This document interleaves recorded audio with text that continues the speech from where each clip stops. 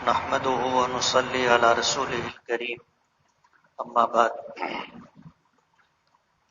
اعوذ بالله من الشيطان الرجيم الحج اشهر معلومات فمن فرض فيهن الحج فلا رفث ولا فسوق ولا جدال في الحج وما تفعلوا من خير يعلمه الله وتزودوا فإن خير الزاد التقوى واتقون يا أولي الألباب صدق اللہ العظیم۔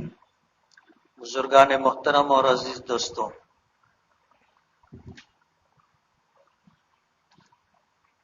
حج کے تعلق سے کل تمہیدی بات کی تھی۔ کل میں نے ایک حدیث پڑھی تھی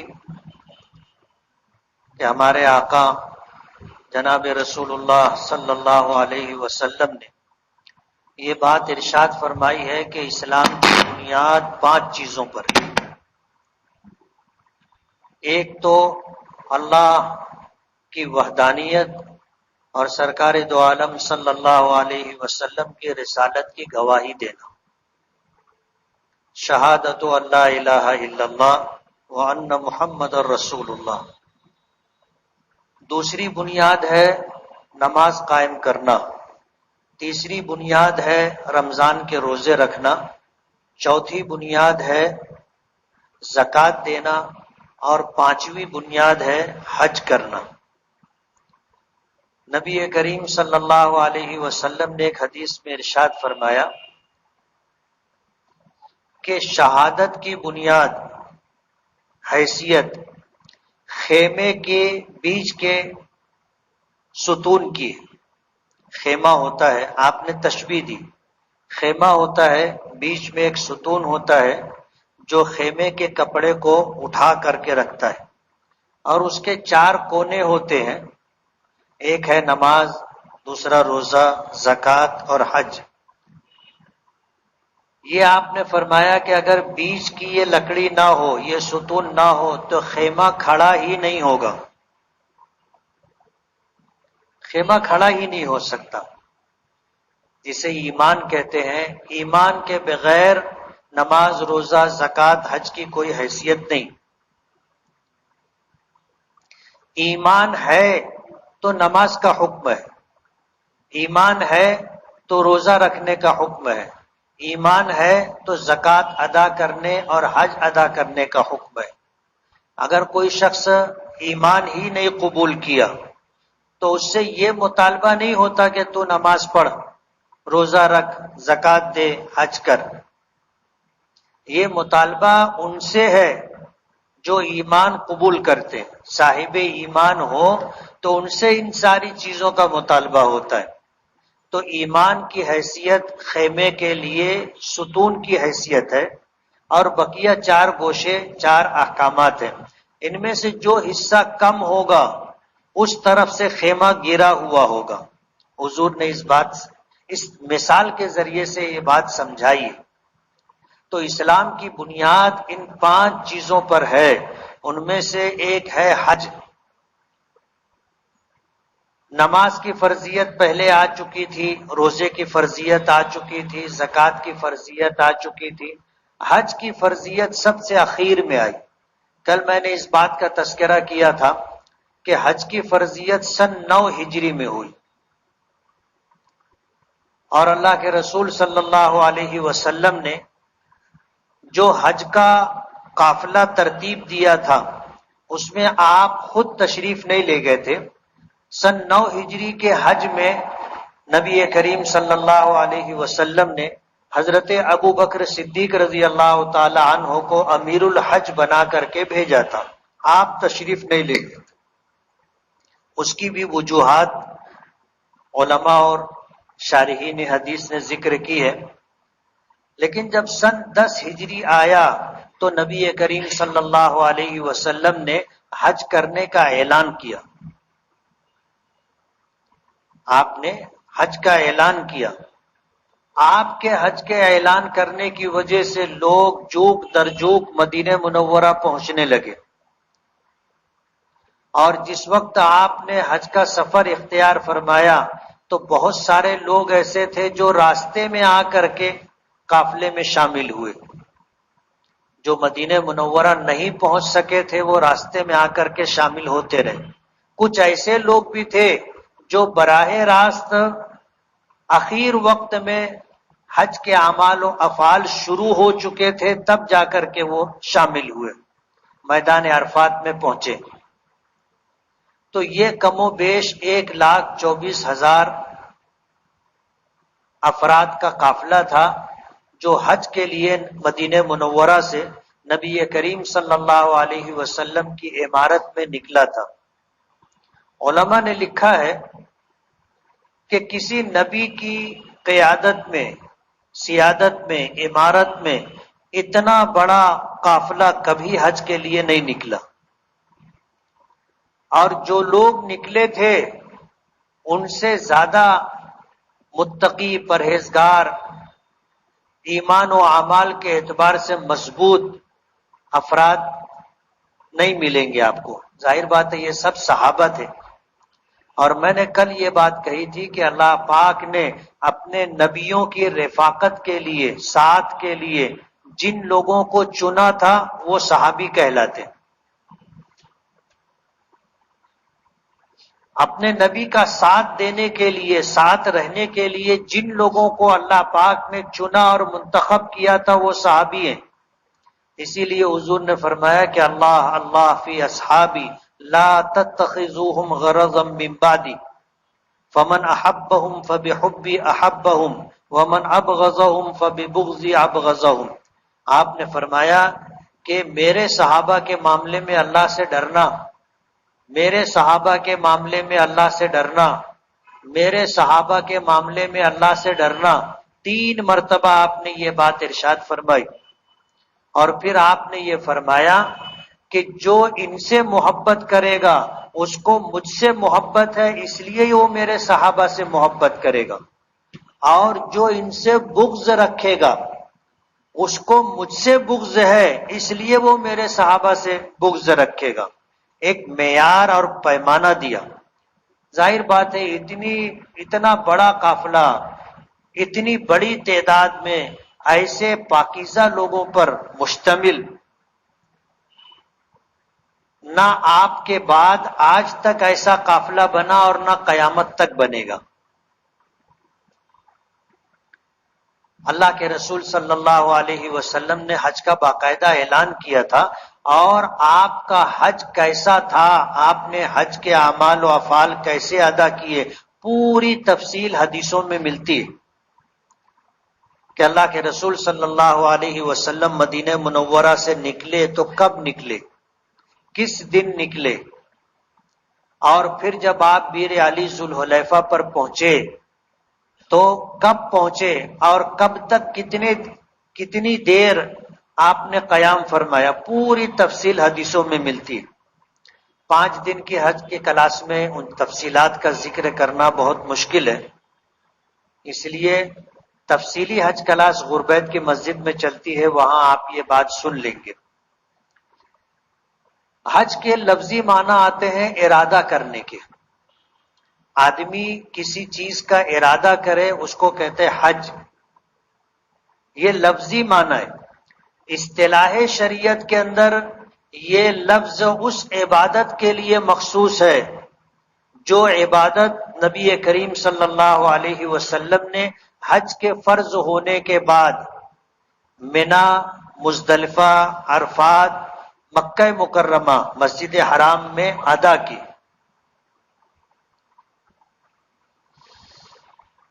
حج کی تعریف اصطلاح شریعت میں یا فقہی اعتبار سے جو تعریف کی جاتی ہے وہ یہ کہ حج کچھ ایسے مخصوص اعمال و افعال کا مجموعہ ہے جنہیں مخصوص وقت میں مخصوص مقامات پر ادا کیا جاتا ہے.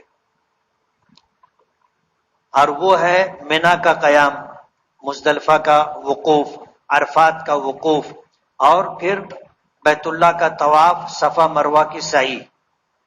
اس کے لیے مقامات مقرر ہیں. منا کا قیام منا میں ہوگا، منا کے علاوہ کہیں اور قیام کرے تو اس کا اعتبار نہیں. عرفات کا وقوف میدان عرفات میں ہوگا، میدان عرفات چھوڑ کر کے اگر کوئی وقوف کرتا ہے تو اس کا اعتبار نہیں. مزدلفہ کا وقوف مقام مزدلفہ میں ہوگا اور طواف بیت اللہ کے ارد گرد ہوگا اور سعی صفا مروہ کے درمیان ہوگی. اور حج کے لیے دن بھی مقرر ہے کہ ذی الحجہ کی 8 تاریخ، 9 تاریخ، 10 تاریخ، 11 تاریخ اور 12 تاریخ، یہ حج کے 5 دن ہیں. اب ان 5 دنوں کو چھوڑ کر کے کوئی اگر مینا میں قیام کرے تو اس کا اعتبار نہیں. ان 5 دنوں کو چھوڑ کر کے عرفات مزدلفہ کا وقوف کرے اس کا اعتبار نہیں. حج کے ارادے سے کوئی بیت اللہ کا طواف کرے، طواف زیارت کے لیے جو ایام مقرر ہیں، جو دن مقرر ہیں، تو وہ حج کا طواف نہیں کہلائے گا. حج کی سعی کے لیے جو دن مقرر ہیں، اگر وہ دن چھوڑ کر کے کوئی صفا مروہ کے درمیان حج کی سعی کی نیت کرتا ہے تو وہ اس کا اعتبار نہیں. تو وقت بھی مقرر ہے اور جگہ بھی مقرر ہے. حج کے لیے 5 دن ہے، ذی الحجہ کی 8، 9، 10، 11، 12 تاریخ. اور پھر ان میں جو اعمال ہیں ان کی ادائیگی کے لیے مقام اور جگہ متعین ہے کہ تم کو اس جگہ پر ہی یہ کام کرنا ہے تو ہی اس کا اعتبار ہے. تو حج کہتے ہیں کچھ ایسے مخصوص اعمال و افعال کے مجموعے کو جسے مقررہ وقت پر مقررہ مقام پر ادا کرنا ہے، یہ حج کہلاتا ہے. حج کی 3 قسمیں علماء نے بیان کی. ایک ہے حج افراد، اور ایک ہے حج تمتع، اور ایک ہے حج قران. حج کی یہ 3 قسمیں. ہمارے یہاں امام اعظم ابو حنیفہ رحمۃ اللہ علیہ کے نزدیک حج قران سب سے افضل ہے. حج قران سب سے افضل ہے. دیگر ائمہ میں سے کسی کے نزدیک حج افراد افضل ہے، کسی کے نزدیک حج تمتع افضل ہے. میں تفصیل میں نہیں جانا چاہوں گا. ہمارے نزدیک حج قران سب سے افضل ہے. حج افراد کہتے ہیں کہ آدمی جب اپنے مقام سے سفر کرے، جیسے ہم مالیگاؤں کے رہنے والے ہیں، ہم مالیگاؤں سے نکلے تو جب ہم جہاز میں بیٹھیں گے تو حج کا احرام باندھ کر کے بیٹھیں گے، عمرے کا احرام نہیں، صرف حج کا احرام باندھ کر کے بیٹھیں گے.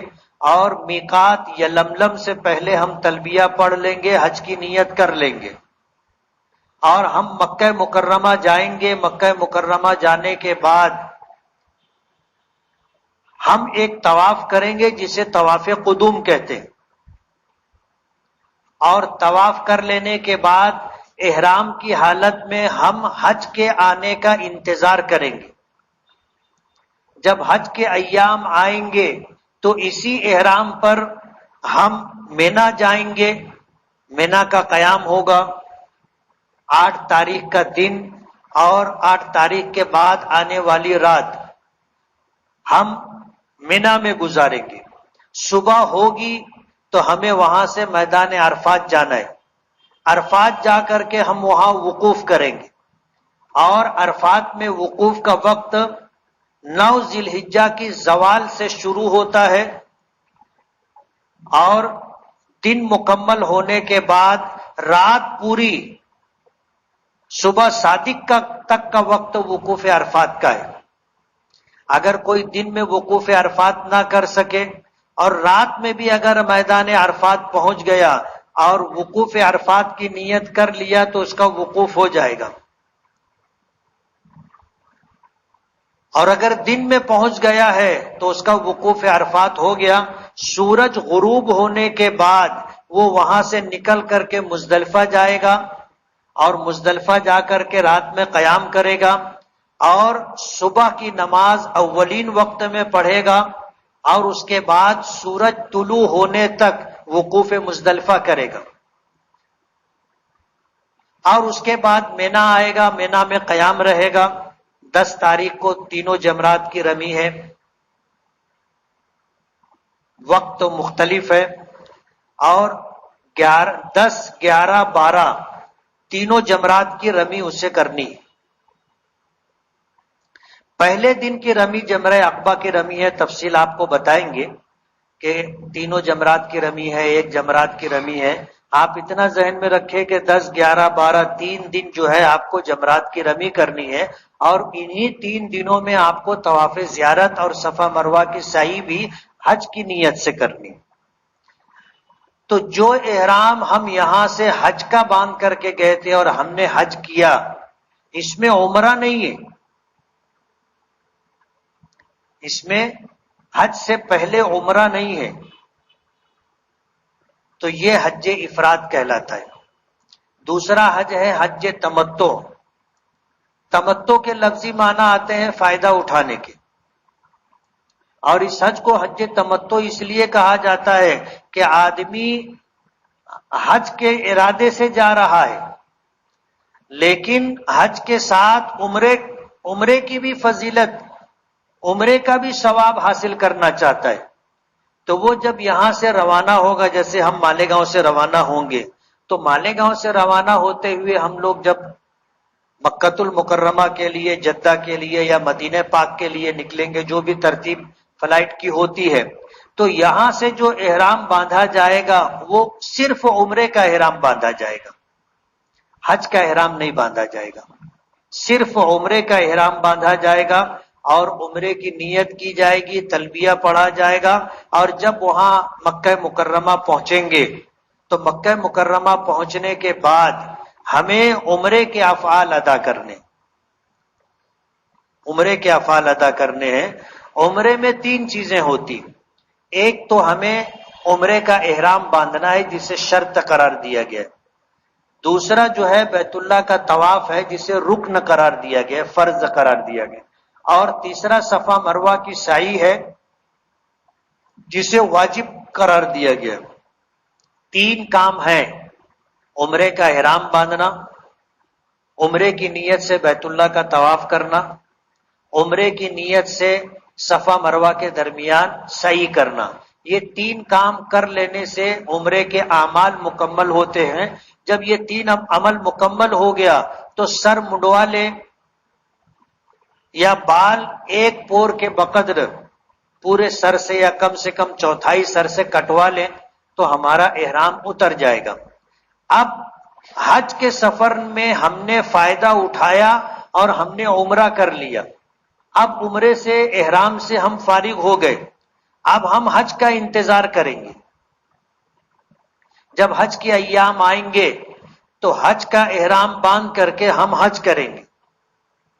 تو ہم نے ایک سفر میں 2 احرام سے، الگ الگ احرام سے ہم نے عمرہ کیا، ایک احرام سے، اور دوسرے احرام سے ہم نے حج کیا، تو اسے حج تمتع کہتے ہیں۔ اس میں حج کے لیے الگ احرام ہے اور عمرے کے لیے الگ احرام ہے، اسے حج تمتع کہتے ہیں۔ اور اگر ہم نے حج کے اس سفر میں عمرہ اور حج دونوں کو ہم نے جمع کیا ایک احرام میں، تو اسے حج قران کہیں گے۔ یعنی ہم نے یہاں سے جب سفر شروع کیا تو ہم نے احرام جب باندھا تو اسی ایک احرام میں ہم نے عمرے کی بھی نیت کی اور حج کی بھی نیت کی۔ احرام ایک ہے، 2 عبادتوں کی ہم نے نیت کی ہے، ایک عمرے کی نیت کی ہے اور ایک حج کی نیت کی ہے، دونوں کی نیت کی۔ ہم جب یہاں سے مکہ مکرمہ مسجد حرام پہنچیں گے تو وہاں پہنچنے کے بعد پہلے ہم عمرہ کریں گے۔ احرام تو ہم نے باندھ لیا تھا، ہم وہاں پہنچے تو پہنچنے کے بعد ہمیں بیت اللہ کا طواف کرنا ہے عمرے کی نیت سے۔ عمرہ طواف مکمل ہونے کے بعد ہمیں صفا مروہ کی سعی کرنی ہے عمرے کی نیت سے۔ جب ہم نے سعی کر لی تو اب اس کے بعد ہم بال نہیں منڈوائیں گے، بال نہیں کٹوائیں گے، یہ احرام باقی رکھیں گے حج کے لیے۔ جب حج کے ایام اور اوقات آئیں گے تو اسی احرام سے ہم حج کریں گے، اسے حج قران کہتے ہیں۔ قران کے لفظی معنی ہے دو چیزوں کو ایک ساتھ اکٹھا کرنا اور جمع کرنا۔ تو ہم نے ایک احرام میں عمرہ اور حج دونوں کو جمع کر لیا، تو اس کو حج قران کہتے ہیں۔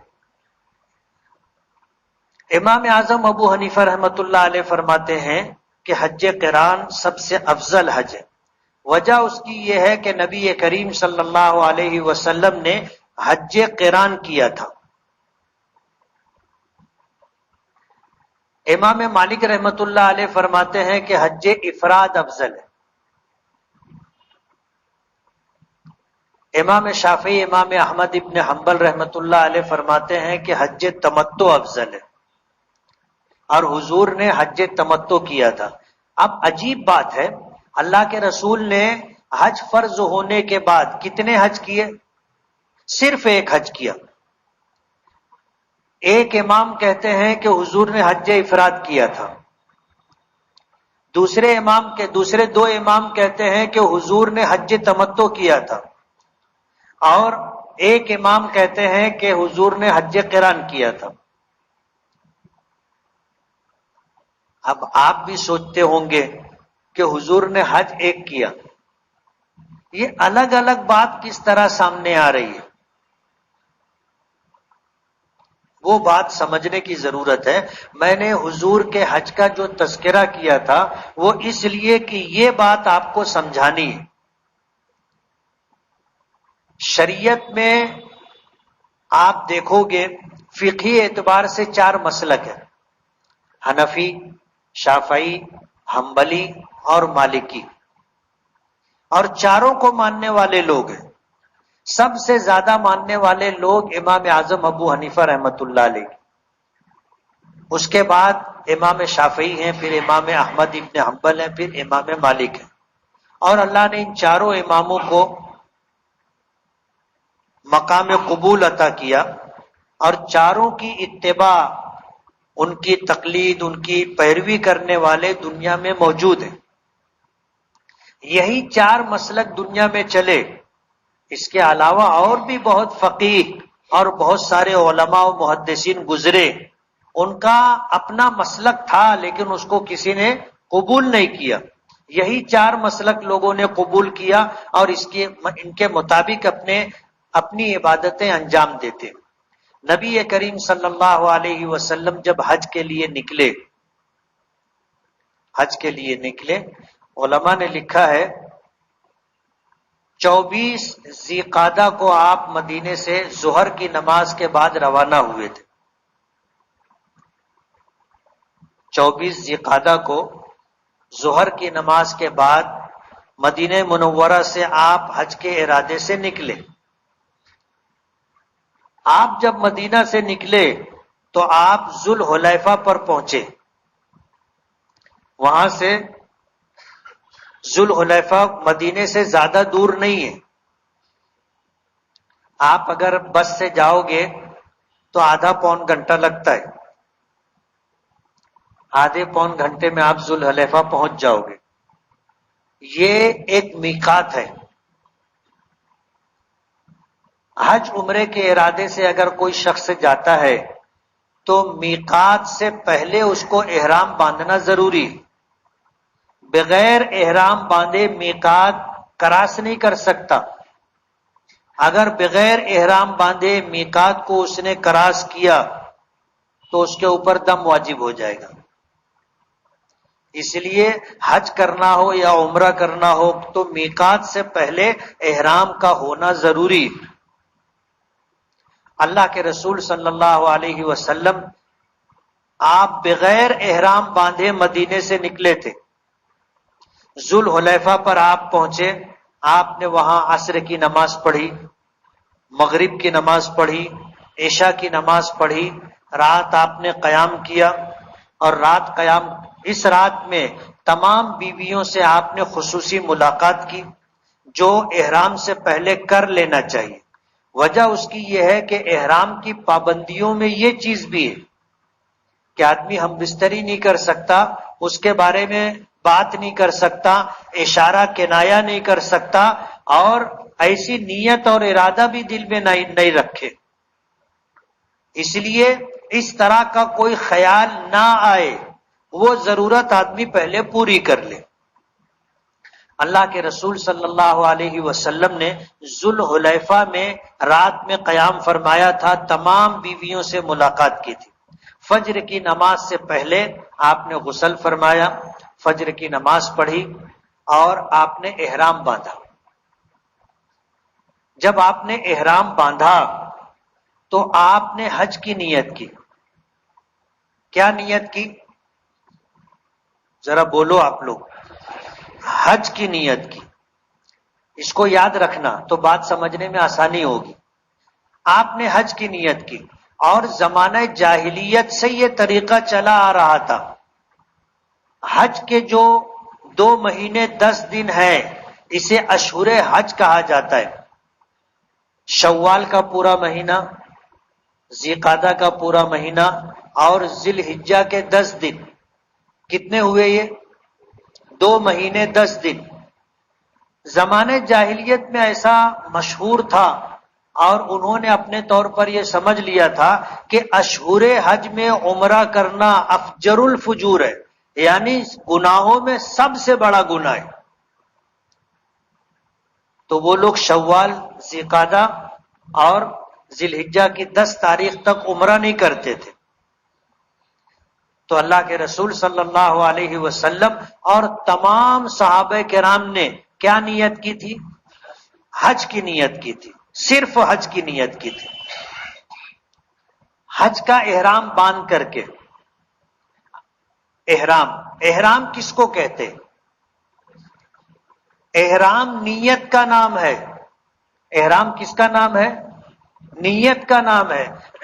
کہ آدمی عمرہ کرنا چاہتا ہے تو عمرے کی نیت کرے کہ اللہم انی ارید العمرۃ فیسرھا لی وتقبلھا منی، کہ اللہ میں نے عمرے کی نیت کی ہے، آپ اسے میرے لیے آسان فرما دیں اور قبول فرما لیں۔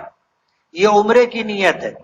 اور حج کی نیت ہے اللہم انی ارید الحج فیسرہ لی وتقبلہ منی، کہ اللہ میں نے حج کی نیت کی ہے، اسے آپ آسان فرما دیں اور قبول فرما لیں۔ اس نیت کا نام احرام ہے۔ اور احرام کی حالت میں مردوں کے لیے سلا ہوا کپڑا پہننا منع ہے، اس لیے مرد حضرات سلا ہوا کپڑا نہیں پہنتے، بے سلی ہوئی 2 چادر، ایک لنگی کی جگہ استعمال کرتے ہیں اور ایک کاندھے سے لے کر کے کمر تک کا حصہ کپڑے سے ڈھکا رہے، دوسری چادر اس کے لیے استعمال کرتے۔ تو یہ احرام کی چادر ہے، احرام کا کپڑا ہے، یہ احرام نہیں ہے۔ احرام نیت کا نام ہے کہ آدمی عمرے کی نیت کرے، تلبیہ پڑھے، حج کی نیت کرے، تلبیہ پڑھے، تو اس کا احرام شروع ہو گیا۔ اگر کوئی شخص سلے ہوئے کپڑے میں نیت کر لے تو بھی احرام شروع ہو جائے گا۔ سمجھ رہے ہو؟ ایک مرتبہ ایسا ہوا کہ ہم لوگ گروپ لے کے جاتے ہیں۔ اب جو احرام کی چادر تھی جس بیگ میں تھی، وہ بیگ ہم نے سامان میں ڈال دیا۔ اب سب حاجیوں کی لائن لگا کر کے سب کو احرام بندھوائے، نماز پڑھوائے، نیت کروائے، تلبیہ پڑھوائے اور سب کو آگے بھیجے۔ جب سارے کاموں سے نمٹ گئے تب یہ ہوا کہ اب اپنے کو احرام باندھنا ہے۔ اب جب بیگ دیکھے تو احرام جس بیگ میں تھا وہ بیگ لگیج میں چلی گئی تھی، اب احرام ہی نہیں تھا۔ اور کوئی ایسا تھا نہیں کہ جو احرام دیوے، کسی کے پاس 2 احرام نہیں تھا۔ ہمارا گروپ تو ٹھیک ہے گیا، دوسرے جو لوگ تھے ان کے پاس بھی 2 احرام نہیں تھے، ہر ایک کے پاس ایک احرام۔ ظاہر بات ہے ہر آدمی اپنی تیاری سے آتا ہے۔ اب ہم لوگوں نے بہت سارے لوگوں سے پوچھا، بھائی احرام کی چادر ہے، احرام کی چادر ہے؟ ارے بولے نہیں ہے، وہ سامان میں ہے، وہ سامان گیا۔ اب جس کو مسئلہ معلوم ہے اس کے لیے بڑی بات نہیں۔ احرام سلے ہوئے کپڑے میں بھی احرام کی نیت کی جا سکتی ہے، تو ہم نے پھر سلے ہوئے کپڑے میں احرام کی نیت کر لی۔ اگر سلا ہوا کپڑا 12 घंटा कोई पहना रहे तो उसके ऊपर दम वाजिब हो जाता है। और एहराम का कपड़ा, ये सिला हुआ कपड़ा एहराम की हालत में इससे कम अगर पहना है तो उसके ऊपर सदका वाजिब है। अब हम लोगों को मालूम था, मसला मालूम है, इसलिए इसी में नियत कर ली।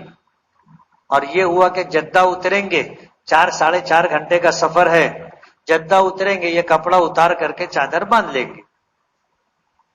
तो इसलिए मैं आपको ये बताना चाहता हूं कि एहराम नियत का नाम है, कपड़े का नाम नहीं है। अब जैसे मैंने उम्रे की या हज की नियत कर ली, तो अब मर्द होने की वजह से मैं सिला हुआ कपड़ा नहीं पहन सकता, पाबंदी है। तो एहराम की नियत करने से पहले हम सिला हुआ कपड़ा निकाल देते हैं और एहराम की चादर एक लुंगी की जगह बांध लेते हैं, एक से ऊपर से अपना जिस्म ढक लेते हैं। उसके बाद सर ढांक करके 2 रकात नमाज पढ़ी जाती है, जिसमें पहली रकात में सूरह फातिहा और उसके बाद सूरह काफिरून, कुल या अय्युहल काफिरून, और दूसरी रकात में सूरह फातिहा, उसके बाद कुल हु अल्लाह, ये सूरत पढ़ के नमाज पढ़ी जाती है। सलाम फेरने के बाद सर खोल लिया जाता है। सर खोल लेने के बाद अब अगर हज इफराद करना है तो हज की नियत करेंगे, हज तमत्तो करना है तो उम्रे की नियत करेंगे, और हज क़िरान करना है तो उम्रा और हज दोनों की नियत करेंगे। और अभी एहराम शुरू नहीं होगा, अभी हमने नियत की है। अब एहराम की पाबंदियां कब शुरू होंगी और ये एहराम कब मोतबर होगा? जब हम तलबिया पढ़ेंगे। तलबिया किसको किसको याद है? हाथ उठाना। कुछ लोग का हाथ नहीं उठा। बगैर तलबिये के एहराम शुरू नहीं होगा, और बगैर एहराम के उम्रा भी नहीं होगा, हज भी नहीं होगा। समझ रहे हो? तो ये समझ लो कि उम्रे में दाखिल होने के लिए और हज के अमाल में दाखिल होने के लिए कुंजी की जो हैसियत है वो तलबिये की। अगर आपको तलबिया याद नहीं है तो आपका उम्रा भी नहीं होगा, आपका हज भी नहीं होगा। जैसे हम लोग नमाज पढ़ने के लिए आते, नमाज के लिए खड़े होते, तो सबसे पहले हम क्या करते हैं? तकबीर तहरीमा, हाथों को कानों तक उठाते हैं और अल्लाहु अकबर, ये तकबीर तहरीमा है, इससे नमाज शुरू होगी। अब अगर कोई आकर के तकबीर तहरीमा ना करे और हाथ बांध के खड़ा हो जाए तो उसकी नमाज शुरू होगी। हालांकि वो वुजू भी कर चुका, वजू से पहले इस्तिंजा भी कर चुका, और आकर के नमाज की नियत से सफ में खड़ा भी हो गया, और उसने पूरी नमाज जिस तरह पढ़ी जाती है उसी तरह पढ़ी, लेकिन उसकी नमाज नहीं होगी। क्यों? उसने तकबीर तहरीमा नहीं कही। तो जिस तरह बगैर तकबीर तहरीमा के नमाज शुरू नहीं होगी, आदमी नमाज में शामिल और दाखिल नहीं होगा, इसी तरह बगैर तलबिये के एहराम शुरू नहीं होगा, आप उम्रे में हज में शामिल नहीं होंगे। तो तलबिया याद करना जरूरी है। तलबिया है लब्बैक अल्लाहुम्मा लब्बैक, लब्बैक ला शरीक लक लब्बैक, इन्नल हम्दा वन निअमता लक वल मुल्क ला शरीक लक। ये है तलबिया, और हर हाजी के लिए इसका याद होना जरूरी है, वरना इसके बगैर कुछ नहीं है। क्या होगा? लोग पूछेंगे कहां गए थे? बोले कहीं नहीं। क्या करके आए? बोले कुछ नहीं। समझ रहे हो? अल्लाह के नबी सल्लल्लाहु अलैहि वसल्लम ने जुल्हुलैफा पर एहराम बांधा, क्या नियत की थी? हज की नियत की थी। हज की नियत की, तलबिया पढ़ा और वहां से आपने अपना सफर शुरू किया। जुल्हुलैफा में बीर अली में वहां एक मस्जिद है, मस्जिद है, बहुत बड़ी मस्जिद, बहुत शानदार और खूबसूरत मस्जिद है। बहुत बड़ा इंतजाम है वहां नहाने का, वुजू करने का, बहुत बड़ा इंतजाम है। मदीने की तरफ से, मदीने से और मदीने की तरफ से जो लोग आते हैं مکہ جانے کے لیے وہ ادھر سے ہی گزرتے ہیں، یہیں سے ان کو احرام باندھنا رہتا ہے۔ اللہ کے رسول صلی اللہ علیہ وسلم اور تمام صحابہ نے حج کا احرام باندھا۔ برابر آگے بڑھے، سفر کرتے ہوئے کچھ آگے جا کر وادی عقیق میں پہنچے۔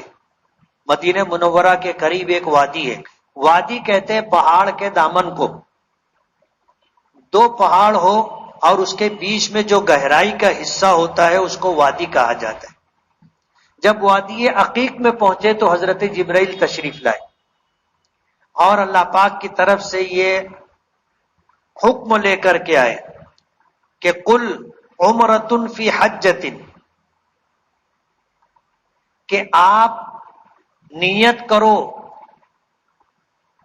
زبان سے الفاظ ادا کرو کہ میں حج میں عمرے کی بھی نیت کرتا ہوں۔ حج میں عمرے کی بھی نیت کرتا ہوں۔ اور اللہ پاک کی منشا یہ تھی، زمانہ جاہلیت میں جو لوگوں میں غلط بات مشہور تھی کہ ان اشہر حج شوال، ذیقعدہ اور ذی الحجہ کے 10 دنوں میں عمرہ کرنا کائنات کا سب سے بڑا گناہ ہے، اسے ختم کرنا تھا۔ اس لیے اللہ کے نبی صلی اللہ علیہ وسلم سے حضرت جبرائیل نے اللہ کا پیغام دیتے ہوئے یہ کہا کہ آپ حج میں عمرے کی بھی نیت کر لیں، تو حضور نے نیت کر لی، عمرۃ فی حجۃ۔ اب حج اور عمرہ دونوں کو جمع کر لیا، اور حج عمرہ دونوں کو جمع کر کے اب آپ سفر کر کے 4 ذی الحجہ کو آپ مکہ مکرمہ پہنچے۔ سفر میں کتنے دن لگے؟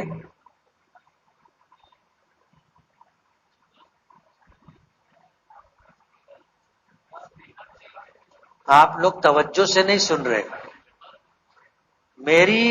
میں بہت سمیٹ کر کے بات کرنا چاہتا ہوں تاکہ آپ کو یاد رہے۔ میرا ایک ایک جملہ آپ یاد رکھو۔ میں نے کہا تھا کہ اللہ کے رسول نے مدینے سے حج کا سفر کب شروع کیا تھا؟ 24 ذیقعدہ کو، ظہر کی نماز کے بعد۔ تب جب 24 کو نکلے اور 4 ذی الحجہ کو آپ پہنچے تو آپ سمجھ لو کہ 10 دن لگے یا 11 دن لگے۔ مدینہ منورہ سے مکہ مکرمہ اتنے فاصلے پر ہے کہ اس زمانے میں جو سفر کی سہولت تھی، اونٹ کے ذریعے سفر، اس کے لیے 10 سے 12 دن لگتے تھے مدینے سے مکہ پہنچنے میں۔ 400 کلومیٹر ہے، اور اس کے لیے 10 سے 11 دن لگے تھے۔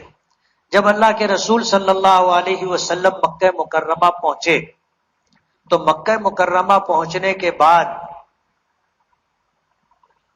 نیا حکم آیا۔ حج افراد میں قربانی نہیں ہے، حج تمتع اور حج قران میں قربانی ہے، واجب ہے۔ حج تمتع میں یہ سہولت ہے کہ قربانی کا جانور آپ وہاں سے بھی خرید سکتے،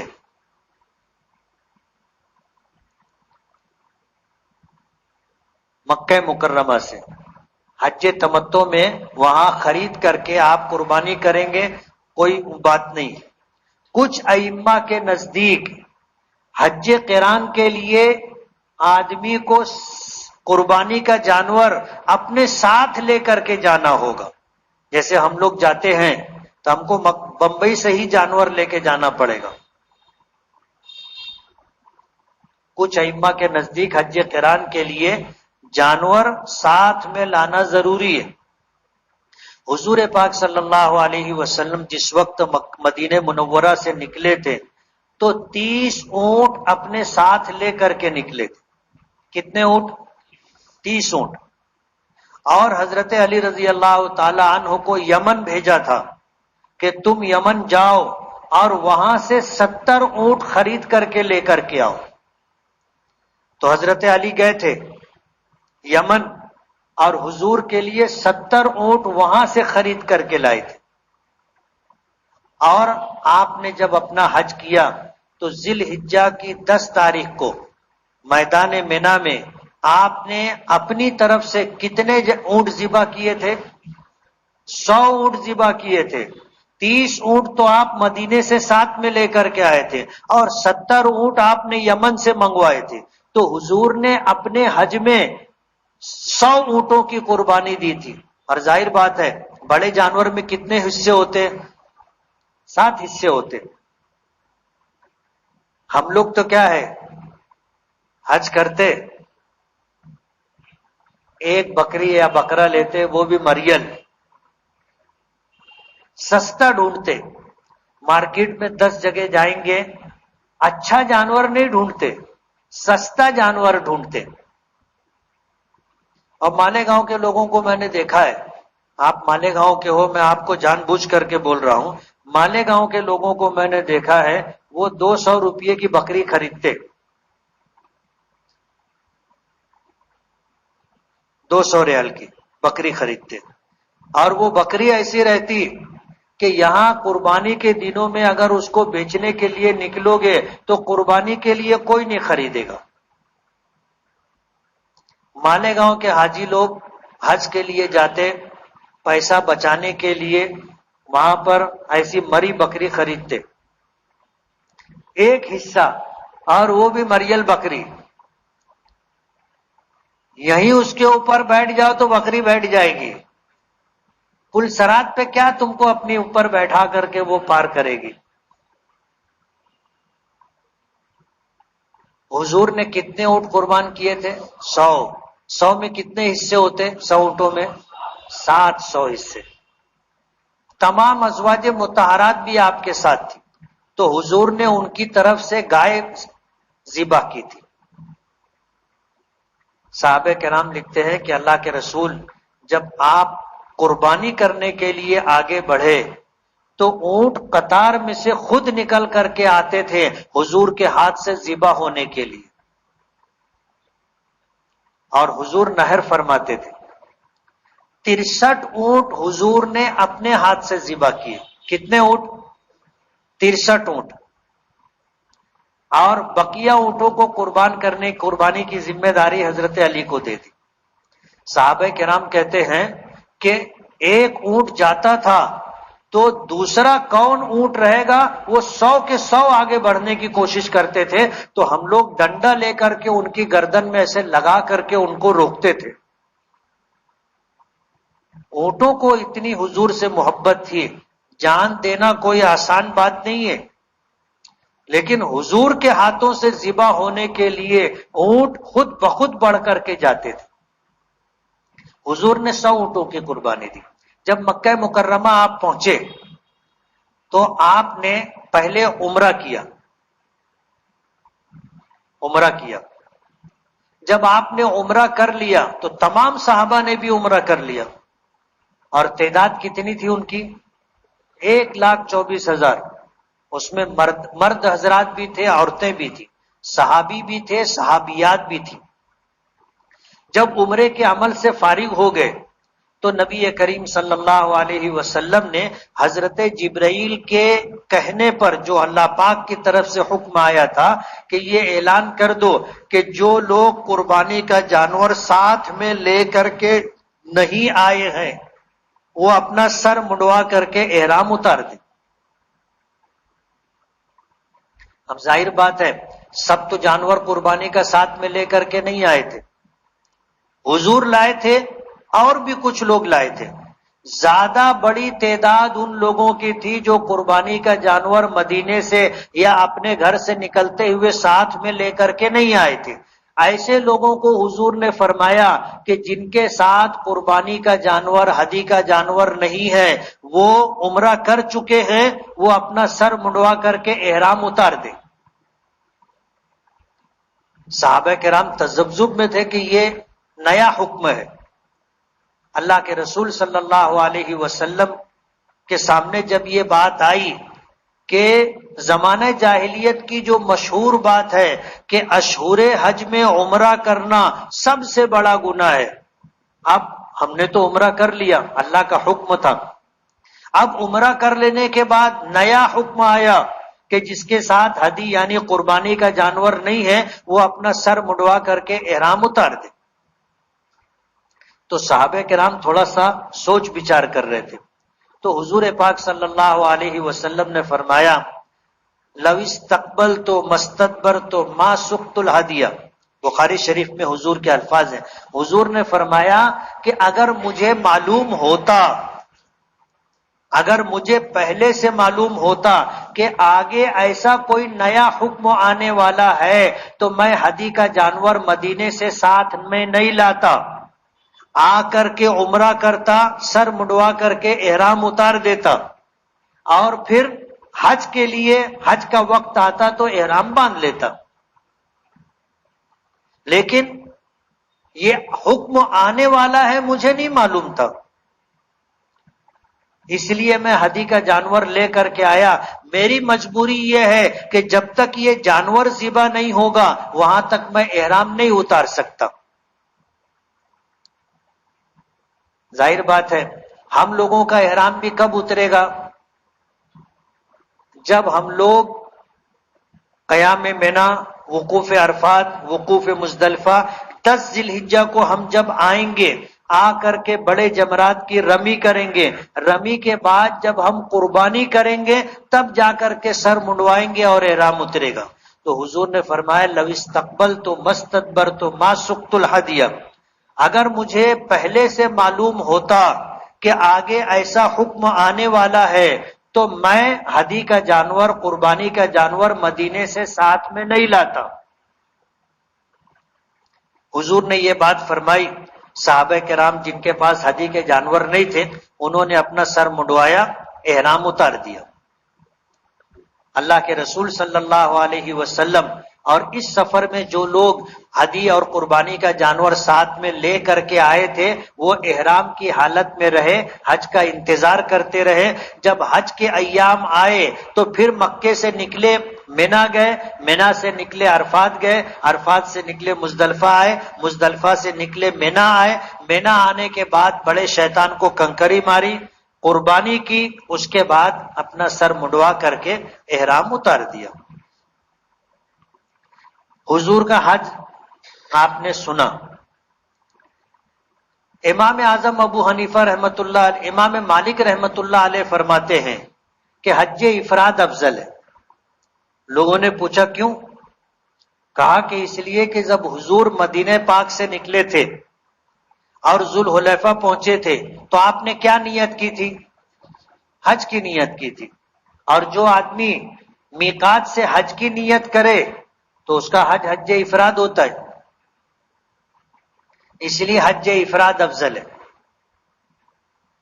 امام شافعی، امام احمد ابن حنبل رحمۃ اللہ علیہ فرماتے ہیں کہ اللہ کے رسول جب ذوالحلیفہ سے آگے بڑھے اور وادی عقیق میں پہنچے تو حضرت جبرائیل نے آ کر کے اللہ کا پیغام دیا کہ آپ اس حج میں عمرے کی بھی نیت کر لیں. تو اللہ کے رسول صلی اللہ علیہ وسلم نے عمرے کی بھی نیت کر لی. احرام کتنا تھا؟ ایک احرام میں حج عمرہ دونوں کو جمع کیا. امام اعظم ابو حنیفہ رحمۃ اللہ علیہ فرماتے ہیں کہ ایک احرام میں دونوں عبادتوں کو جمع کیا تو یہ حج قران ہو گیا. تو حضور نے کون سا حج کیا؟ حج قران کیا، اس لیے حج قران افضل ہے. امام شافعی، امام احمد ابن حنبل رحمۃ اللہ علیہ فرماتے ہیں کہ جب حضور مکہ مکرمہ پہنچے اور عمرہ کر لیا، عمرے کے بعد آپ نے فرمایا کہ جن کے پاس ہدی کا جانور نہیں ہے وہ سر منڈوا کر کے احرام اتار دیں، اور اگر مجھے معلوم ہوتا تو میں ہدی کا جانور ساتھ میں نہیں لاتا، میں بھی عمرہ کرتا، بال منڈوا کر کے احرام اتار دیتا. تو حضور کی چاہت تھی، یہ حضور کی چاہت تھی. اس لیے امام شافعی، امام احمد ابن حنبل رحمۃ اللہ علیہ فرماتے ہیں حج تمتع افضل ہے.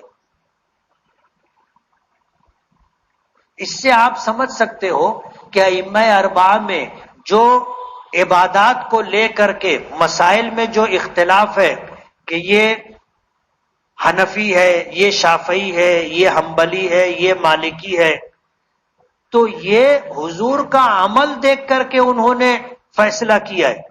اپنی طرف سے کسی نے کوئی بات نہیں کہی ہے. ابھی آپ دیکھو حضور نے کتنا حج کیا تھا؟ ایک حج کیا تھا، اور 3 طرح کی بات سامنے ہے. امام مالک فرماتے ہیں کہ حضور نے احرام باندھا تو حج کی نیت کی تھی، اس لیے حج افراد افضل ہے. امام اعظم ابو حنیفہ رحمۃ اللہ علیہ فرماتے ہیں کہ حضور نے ایک احرام میں دونوں عبادتوں کو ادا کیا، عمرہ بھی اور حج بھی، اور حضور نے جو حج کیا تھا وہ قران تھا، اس لیے حج قران افضل ہے. امام شافعی اور امام احمد ابن حنبل فرماتے ہیں کہ اللہ کے رسول صلی اللہ علیہ وسلم کا یہ فرمان ہے کہ اگر مجھے معلوم ہوتا کہ آگے ایسا حکم آنے والا ہے تو میں ہدی کا جانور نہیں لاتا، عمرہ کرتا، سر منڈواتا، احرام اتار دیتا. تو حضور کی چاہت یہ تھی کہ حضور ایک احرام میں عمرہ کرے، پھر حج کا وقت آئے تو حج کا احرام باندھ کر کے آپ حج کریں، اس لیے حج تمتع افضل ہے. سمجھ میں آ رہی بات؟ تو یہ چاروں ائمہ کے درمیان جو اختلاف ہے، مسلک جس کو کہتے ہیں کہ ہم حنفی مسلک، شافعی مسلک، حنبلی مسلک، مالکی مسلک، تو یہ ہر ایک نے حضور کے عمل کو بنیاد بنایا ہے. کسی نے اپنی طرف سے کوئی بات نہیں کہی، حضور کے عمل کو بنیاد بنایا. علماء نے لکھا ہے کہ یہ 4 مسلک جو بنے ہیں یہ بھی اللہ پاک کی منشا ہے، اور اللہ پاک یہ چاہتے ہیں کہ حضور کا ہر عمل جو آپ نے کیا ہے قیامت تک اس پر عمل کرنے والے لوگ رہے. اب جیسے حج 3 طرح کا ہو گیا، حج افراد، حج تمتع، حج قران. حضور نے ایک حج کیا تھا لیکن حضور کا عمل زندہ رہے، اس لیے کسی نے حج افراد کو افضل کہا، کسی نے حج تمتع کو افضل کہا، اور کسی نے حج قران کو افضل کہا. اب قیامت تک لوگ تینوں حج کرتے رہیں گے.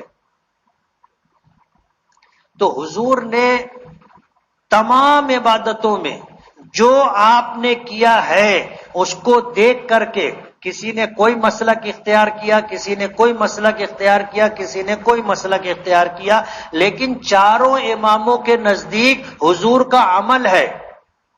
کسی نے اپنی طرف سے کوئی بات نہیں کہی.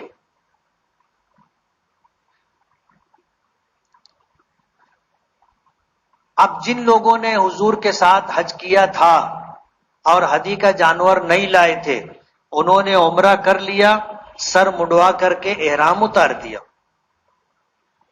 پھر جب حج آیا تو حج کا احرام باندھ کر کے انہوں نے حج کیا. ان تینوں حجوں میں آسان حج حج تمتع ہے. ابھی مہاراشٹر کے لوگوں کا سفر کب شروع ہوگا؟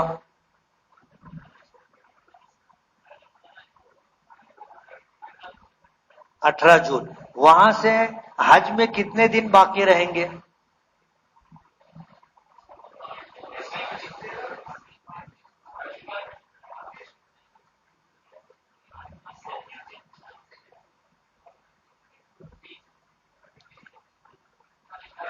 اب ظاہر بات ہے 18 کو شروع ہوگا تو 18 تو 2 دن پہلے سے ہی آگے چل رہے اپنے اسلامی تاریخ 2 دن پیچھے.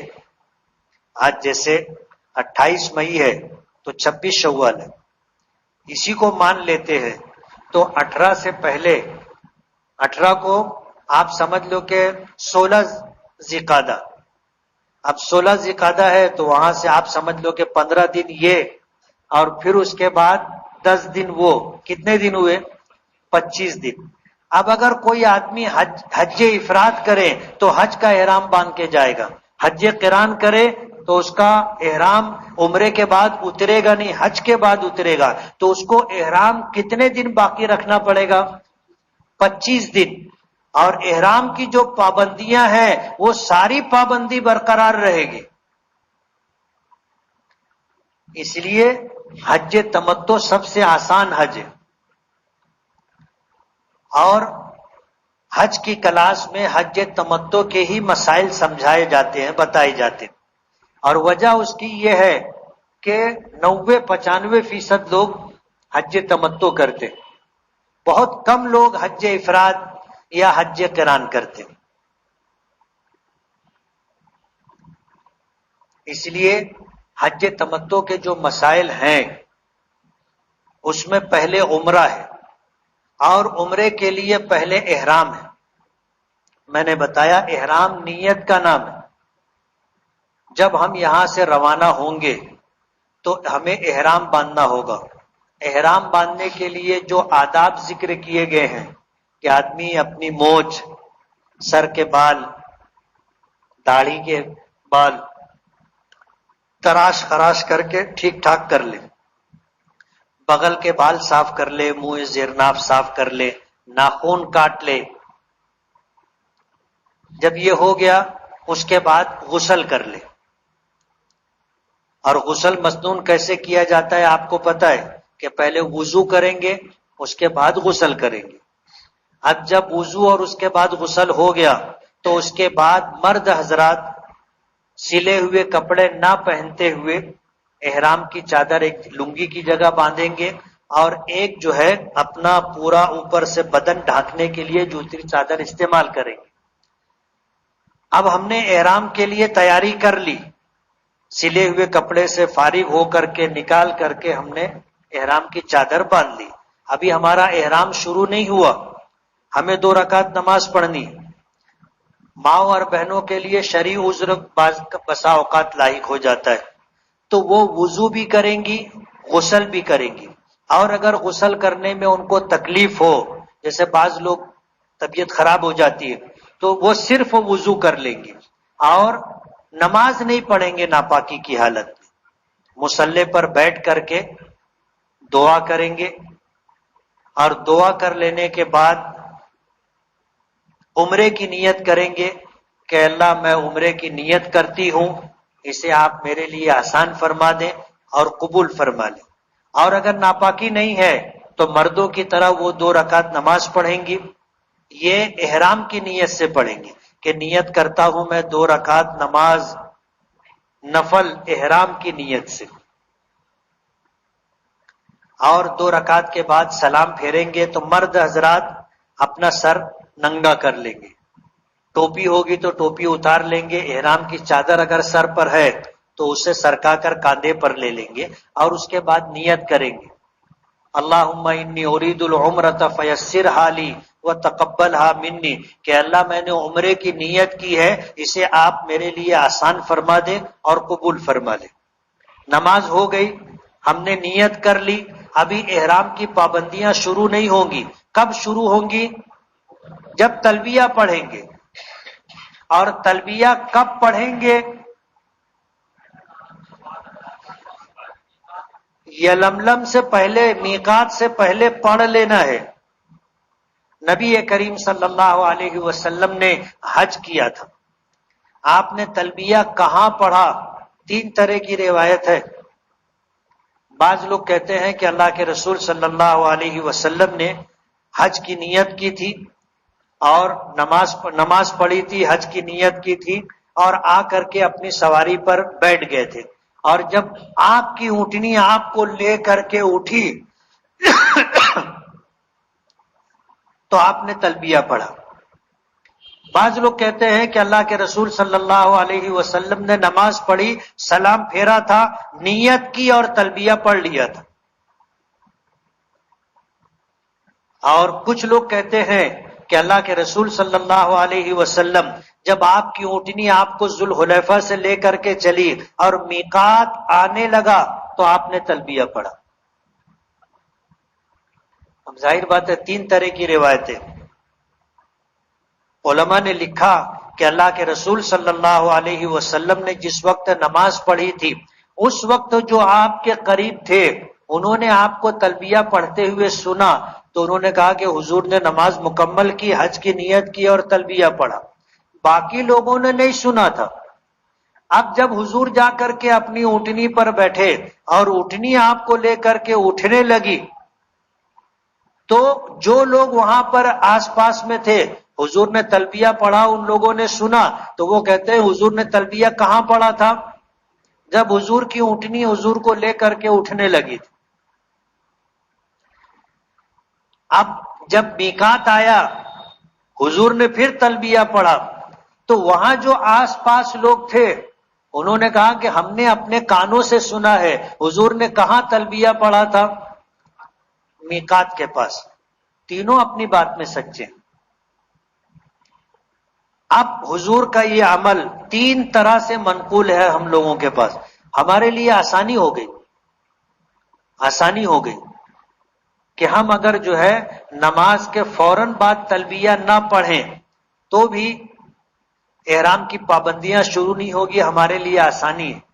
ہم لوگ جہاز میں بیٹھ گئے، جہاز جب رن وے پر چلا، اوپر اٹھا، ہم جب بھی تلبیہ نہیں پڑھے تو بھی چلے گا، لیکن آخری جب اعلان ہوگا کہ اب یلملم میقات آنے والا ہے، جہاز میں اعلان ہوتا ہے، جو حج فلائٹ ہوتا ہے اس میں اعلان ہوتا ہے، اور جو شیڈول فلائٹ ہوتا ہے اس میں بھی اعلان ہوتا ہے۔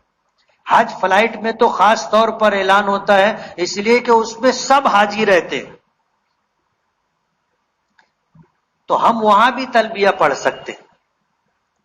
بہتر یہ ہے کہ ہمیں جس میں آسانی لگے ہمیں وہ کر لینا چاہیے، سب کا مزاج اور طبیعت ایک جیسی نہیں ہوتی۔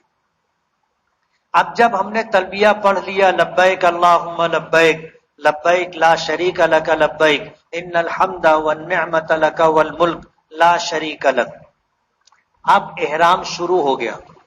اب احرام شروع ہو گیا تو احرام کی ساری پابندیاں ہمارے ساتھ لاحق ہو گئی۔ ہم بستری نہیں کر سکتے، ہم بستری کی بات نہیں کر سکتے، ہم بستری کے لیے اشارہ کنایا نہیں کر سکتے جو میاں بیوی کے درمیان ہوتا ہے، اور سب کا الگ الگ ہوتا ہے،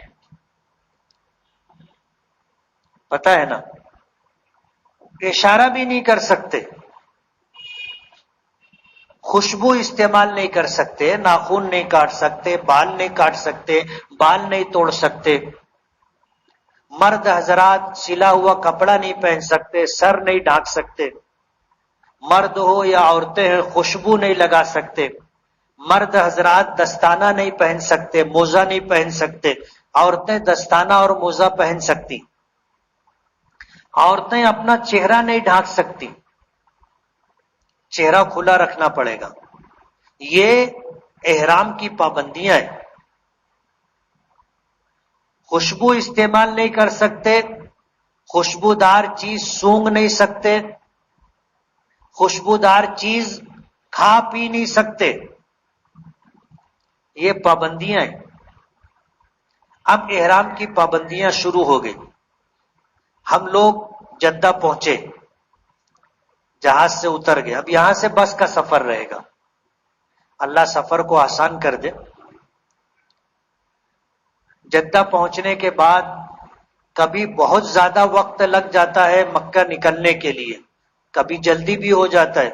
جب بہت زیادہ ہجوم ہو جاتا ہے تو بسیں کم پڑ جاتی، تو 2 گھنٹہ 4 گھنٹہ 10 گھنٹہ 12 گھنٹہ 20 گھنٹہ 24 گھنٹہ ایئرپورٹ پر رکنا پڑتا ہے۔ اب وہ ہر ایک کے نصیب کی بات ہے، کسی کو فوراً بس مل جاتی اور کسی کو 24 گھنٹہ رکنا پڑتا۔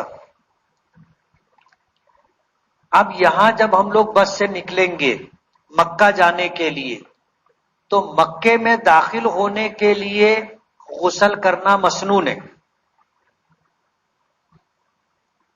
اللہ کے نبی صلی اللہ علیہ وسلم جب مکہ مکرمہ کے قریب پہنچے تو آپ مسجد ایک مقام ہے زی طوا پر پہنچے، جو مکے کے باہر میدانی علاقہ تھا، بستی نہیں تھی، وہاں آپ رک گئے تھے۔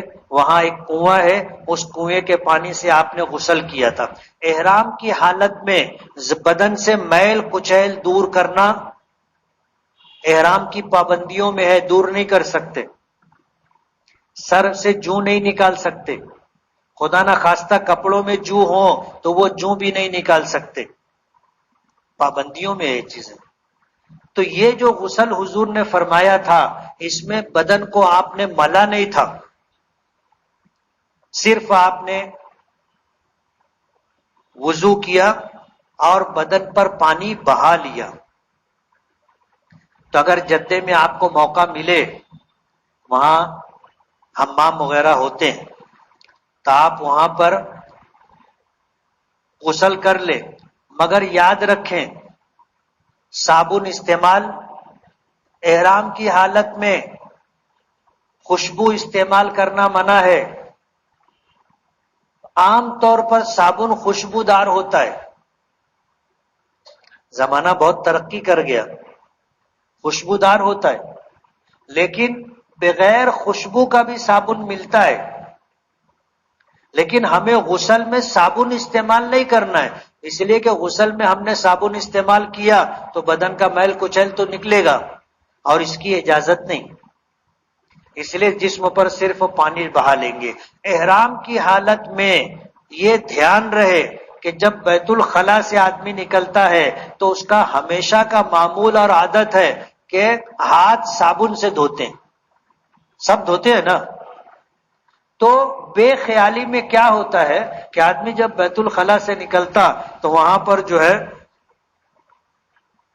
ہینڈ واش رکھا رہتا ہے، اور وہ بہت اچھی خوشبو والا ہوتا ہے، اگر آپ نے جو ہے وہ لے کر کے تو دم واجب ہو جائے گا، یاد رہے گا۔ دھوکہ یہیں پہ ہوتا ہے، آدمی کی عادت ہوتی ہے بیت الخلا سے نکلے تو وہاں پر انتظام رہتا ہے، آدمی جو ہی ہینڈ واش استعمال کیا کہ اس کے اوپر دم واجب ہو گیا۔ اچھا، پورے پنجے پر لگنا ضروری نہیں ہے، اگر اس پر بھی لگ گیا نا تو بھی دم واجب ہو جائے گا، اس لیے اگر آپ کو صابن سے ہاتھ دھونا ہے تو بغیر خوشبو والا صابن آپ کے پاس ہونا چاہیے، یعنی جو سامان آپ لے کے جائیں گے اس میں بغیر خوشبو کا صابن بھی لے کے جائیں گے۔ تو جدہ میں آپ غسل کر لیں، جسم پر پانی بہا لیں، اس نیت سے کہ مکہ مکرمہ میں داخل ہونے کے لیے غسل کرنا مسنون ہے، اللہ کے نبی صلی اللہ علیہ وسلم نے غسل فرمایا تھا۔ اب جب ہم وہاں پہنچ جائیں گے تو پہنچ جانے کے بعد عجلت میں کوئی کام نہ کرے، ذوق اور شوق اپنی جگہ، لیکن عجلت میں کوئی کام نہ کرے۔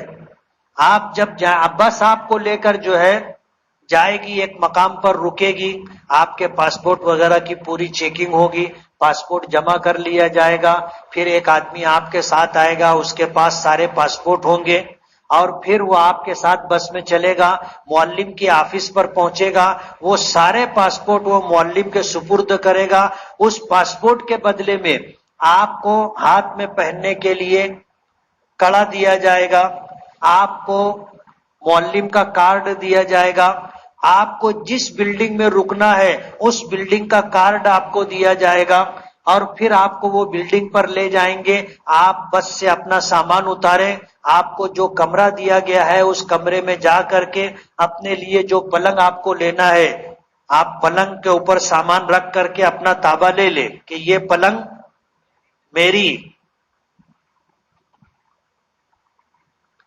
اس کے بعد اب آپ کو عمرے کے لیے جانا ہے۔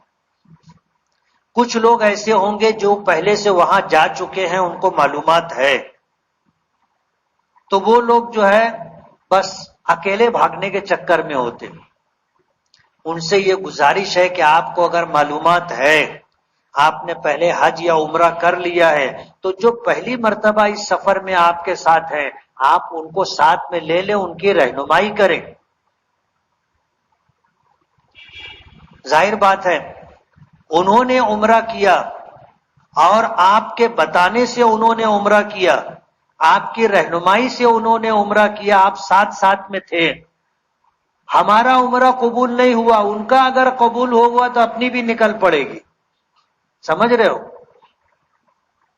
پتہ نہیں کس کا عمل اللہ کی بارگاہ میں قبول ہو جائے، اس لیے جو ہے جن کا پہلا سفر ہے ان کی مدد کریں، آپ ان کی رہنمائی کریں۔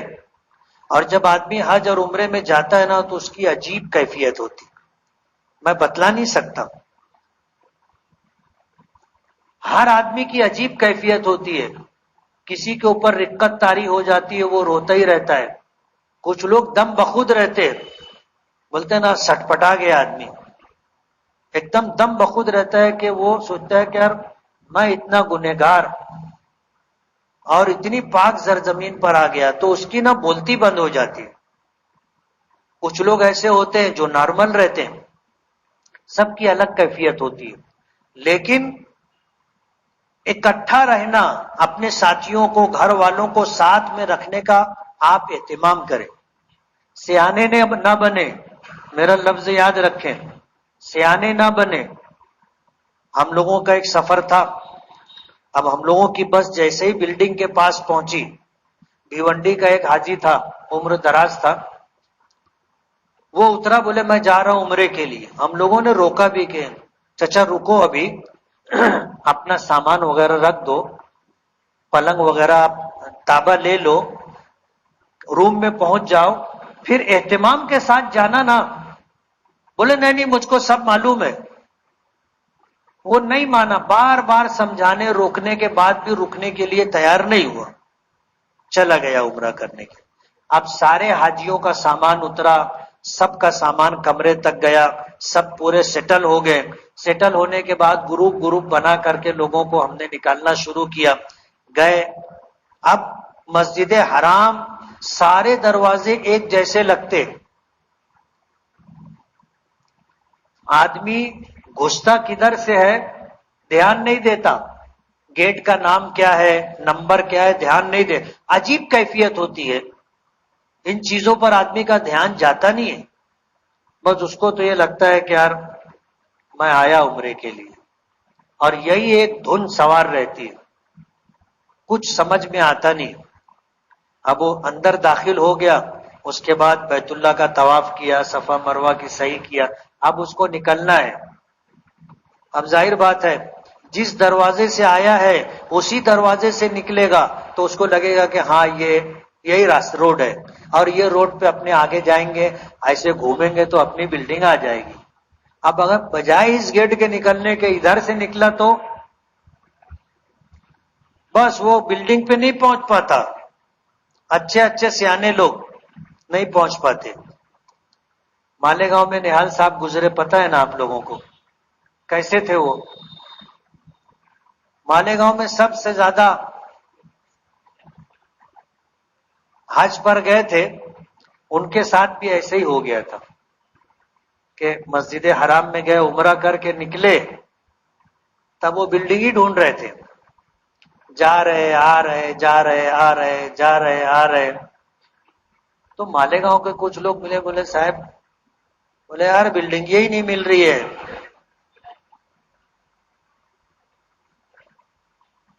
تو ان کے پاس بلڈنگ کا کارڈ تھا، اور کارڈ سے پھر پتا چلا کہ بھائی فلاں جگہ بلڈنگ ہے. وہاں لے جا کے بتایا کہ صاحب یہ بلڈنگ تمہاری ہے. تو اچھے اچھے لوگ بھٹک جاتے. اس لیے جانکار لوگوں کے ساتھ جاؤ گے تو آسانی رہے گی، آدمی بھٹکے گا نہیں. اب جب ہم لوگ پوری طرح اطمینان سے اپنا سامان وامان رکھ کر کے، وضو وغیرہ کر کے، ریڈی ہو کر کے بلڈنگ سے نکلے، تو ہم نے تلبیہ یہاں سے پڑھنا شروع کیا تھا، اور یہ تلبیہ جب تک احرام رہے گا پڑھتے رہیں گے. جہاز میں بھی پڑھتے رہیں گے، جدہ میں بھی پڑھتے رہیں گے، بس میں بھی پڑھتے رہیں گے، مکے میں بھی پڑھتے رہیں گے. جب عمرے کے لیے ہم لوگ نکلیں گے تو بھی تلبیہ پڑھتے ہوئے جائیں گے، دیوانہ وار، لبیک اللہم لبیک، آواز سے پڑھنے کا. ہماری ماؤں اور بہنوں کی آواز پردہ ہے، اس لیے وہ آہستہ آہستہ پڑھیں گی، اور مرد حضرات کو آواز سے پڑھنے کا. یہ دیوانگی ہے. حج کا سفر عاشقانہ سفر ہے، اس لیے جو ہے دیوانوں کی طرح آدمی یہ سفر کرتا ہے. کسی کو سمجھ میں آئے نہیں آئے، اچھا لگے نہیں لگے، اپنا کام کیا ہے؟ تلبیہ پڑھتے رہنے کا، لبیک اللہم لبیک، لبیک لا شریک لک لبیک، ان الحمد والنعمت لک والملک لا شریک لک، پڑھتے رہنے کا.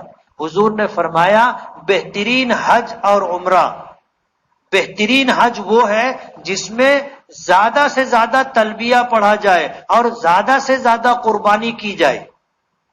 اب زیادہ قربانی تو اپنے کر نہیں سکتے، اپنے کو تو پیسہ جو لے کر کے گئے ہیں اپنے کو خریدی کرنا ہے، تو قربانی میں تو زیادہ پیسہ ڈالیں گے نہیں اپنے، تو کم سے کم تلبیہ تو زیادہ سے زیادہ پڑھے، اس میں تو پیسہ لگتا نہیں ہے. اب تلبیہ پڑھتے ہوئے ہم لوگ گئے. علماء نے لکھا ہے کہ بیت اللہ پر جو پہلی نظر پڑتی ہے، جو دعا مانگو وہ قبول ہوتی، جو دعا مانگو وہ قبول ہوتی. اور ظاہر بات ہے کہ پہلی نظر کتنی رہتی ہے، اس لیے اب جب ہم مسجد حرام میں داخل ہوں گے سامنے بیت اللہ نظر آئے گا. اب چلتے چلتے اگر ہم نے دیکھ لیا تو دعا مانگنے کا موقع ختم ہو جائے گا. اس لیے اپنی نظر جھکا کر کے رکھیں. مسجد میں داخل ہوں، دعا پڑھے، بسم اللہ والصلاۃ والسلام علی رسول اللہ، اللہم اغفر لی ذنوبی وافتح لی ابواب رحمتک. مسجد میں داخل ہوں، تلبیہ پڑھتے رہیں، نظر نیچے رکھیں. ذرا سی ایسے اٹھاؤ گے بس سامنے بیت اللہ دکھ جائے گا، اس لیے نظر نیچے رکھ کر کے آپ چلتے رہیں تلبیہ پڑھتے ہوئے.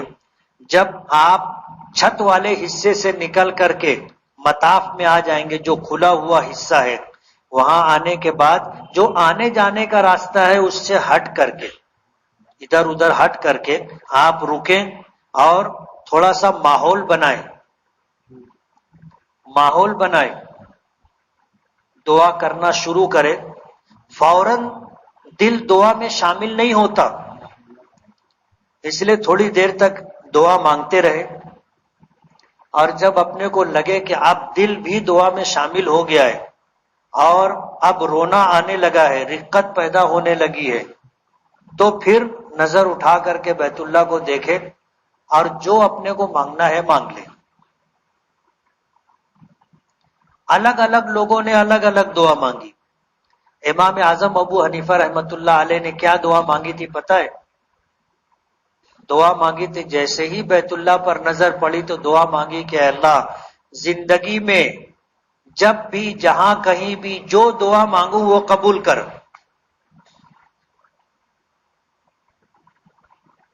یعنی ساری زندگی کی دعا کی قبولیت مانگی تھی.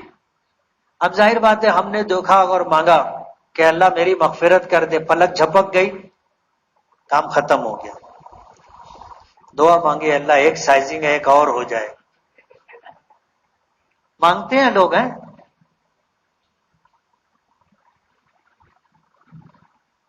دعا ایسی مانگنی چاہیے جو جامع ہو، دنیا اور آخرت کی کامیابی، دنیا اور آخرت کی فلاح صلاح ہو، ایسی دعا مانگنا چاہیے. آپ بزرگوں کی دعائیں دیکھو، انہوں نے کیسی دعائیں مانگی، اس میں سے دعا چن لیں آپ کو کون سی دعا مانگنی. جیسے ہی بیت اللہ پہ پہلی نظر پڑے وہ دعا مانگنے کا. اب امام اعظم ابو حنیفہ رحمۃ اللہ علیہ نے کتنی شاندار دعا مانگی کہ اللہ زندگی میں جب کبھی جہاں کہیں جو دعا مانگوں وہ قبول کرنا. اب ظاہر بات ہے وہ اپنے گھر بھی آ کے مانگیں گے تو قبول ہوگی. دعا کر لے. دعا کر لینے کے بعد اب ہم کو عمرے کا احرام تو باندھ چکے تھے، ایک عمل ہو چکا تھا. دوسرا عمل ہمیں کرنا ہے بیت اللہ کا طواف، تو اس کے لیے ہمیں اجتباء کرنا ہے. کچھ کام کرنے ہیں وہ آپ کو میں بتا دوں. جہاں سے حجر اسود کے سامنے سے طواف شروع ہوگا اس سے پہلے ہم کو 3 کام کرنا ہے. ایک کام تو یہ کہ تلبیہ بند، جو تلبیہ لبیک ہم پڑھتے ہوئے آئے تھے وہ بند. دوسرا ہم کو اجتباء کرنا ہے، سیدھے کاندھے کی چادر سرکا کر کے بغل میں سے لے کر کے بائیں کاندھے پر ڈال لینا ہے. بعض لوگ بمبئی سے اجتباء کر لیتے ہیں، جبکہ اجتباء کا یہ عمل طواف کے ساتھ مخصوص ہے. اس لیے اس سے پہلے استباء نہیں کرنا ہے. استباء کب کرنا ہے؟ جب طواف شروع کرنا ہے.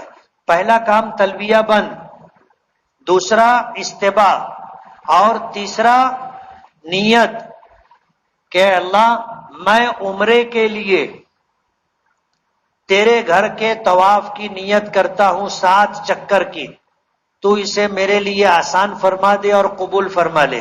تو طواف شروع کرنے سے پہلے کتنے کام کرنے ہیں؟ 3 کام کرنا ہے. پہلا کام تلبیہ بند، دوسرا کام استباء سیدھا کاندھا کھولیں گے، تیسرا کام نیت کریں گے. اب 3 کام طواف شروع کرنے سے پہلے. اب جب ہم وہاں پر پہنچے، ہمیں طواف شروع کرنا ہے، تو پھر 3 کام کرنا ہے. پھر 3 کام کرنا ہے. حجر اسود کا استلام کرنا ہے. بوسہ نصیب والوں کو ملتا ہے. بوسے کا بدل اور ثواب میں اسی کے برابر استلام. اپنے ہاتھوں کو بیت اللہ حجر اسود کی طرف رخ کریں گے، ایک کام. دوسرا اپنا ہاتھ حجر اسود کے ایسے سامنے مقابل لائیں گے، اور اس کے بعد دعا پڑھیں گے. کیا پڑھیں گے؟ بسم اللہ اللہ اکبر وللہ الحمد. اور اس کے بعد ہاتھ کو بوسہ دیں گے، اور وہیں پر کھڑے کھڑے ایسے گھوم جائیں گے، بایاں ہاتھ بایاں کاندھا بیت اللہ کی طرف. اب یہاں سے ہم لوگ طواف شروع کریں گے. طواف کے کتنے چکر ہوتے؟ 7. کم تو نہیں رہتے نا؟ کتنے چکر ہیں؟ 7. 7 چکروں کا نام طواف ہے. ہم لوگ گئے گروپ لے کر کے بلڈنگ میں، ایک مرتبہ عشاء کے بعد طواف کرنے جانا تھا. گروپ بنا، اب کچھ نئے لوگ تھے تو ساتھ میں جانے کے لیے تیار ہوئے. ہم لوگ لفٹ سے نیچے آئے، ریسیپشن میں اور لوگ بھی تھے. مسئلہ مسائل چالو ہوا، میں رک گیا. ان لوگ کو بے چینی ہونے لگی، تو ان کو میں نے کہا تم لوگ آگے بڑھو، میں آتا ہوں. وہ لوگ گئے، مجھ کو جانے میں تھوڑی دیر ہو گئی. جب میں جانے لگا تو وہ لوگ واپس آ رہے تھے. بولے ہو گیا نا؟ بولے طواف ہو گیا؟ بولے ہاں. بولے کتنا طواف ہو؟ بولے 3 طواف ہو گیا. میں حیران ہو گیا، میں یار اتنے وقت میں تو 1 بھی نہیں ہوتا، ان لوگ کا 3 کیسے ہو گیا؟ تو میں ان سے پوچھا کہ میں نے 3 کیسے کیے؟ بولے وہ حجر اسود سے 1 چکر مارے 1 طواف، دوسرا چکر مارے 2 طواف، تیسرا چکر مارے 3 طواف. ارے میں نے 7 چکر کو 1 طواف بولتے، تم تو 1 ہی چکر کو 1 طواف بول رہے. چلو واپس. 7 چکر ہوتے. احرام کی حالت میں جب ہم عمرے کے لیے طواف کریں گے یا حج کے لیے طواف کریں گے تو پہلے 3 چکروں میں رمل ہے، یاد رہے گا. پہلے 3 چکر میں رمل. رمل کے معنی آتے ہیں چھوٹے چھوٹے قدم رکھنا، تیزی سے چلنے کی کوشش کرنا، اور اکڑ کر کے چلنا. سمجھ رہے ہو؟ اکڑ کر کے چلنا، پہلوانوں کی طرح. زندگی میں کبھی آدمی چلا نہیں رہتا ہے. وہ بیوی ساتھ میں رہتی، جیسے وہ ایسے کرتا ہے، بولے ہی کیا کر رہے ہو.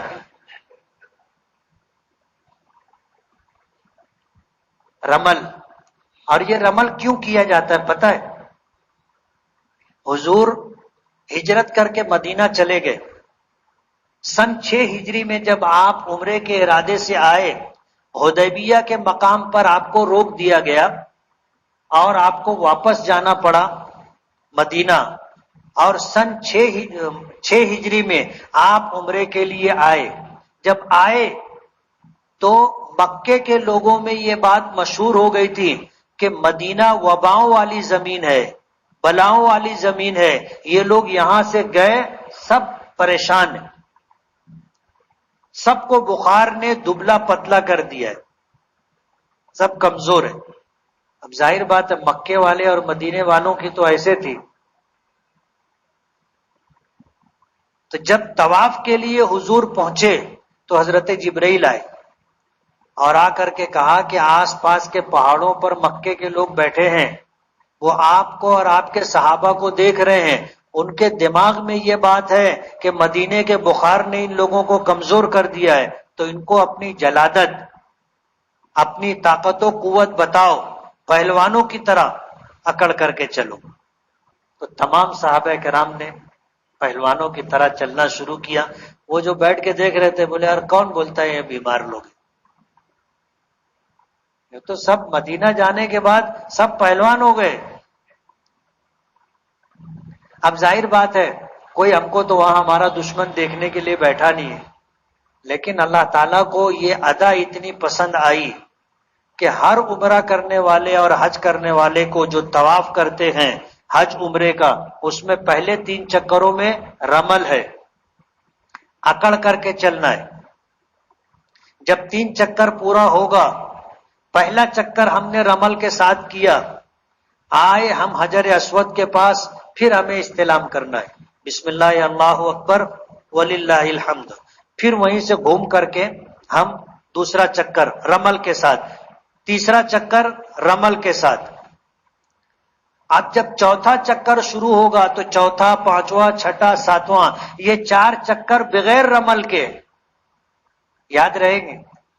پہلے 3 چکروں میں رمل اور بعد کے 4 چکروں میں رمل نہیں ہے۔ اگر اپنے بھول گئے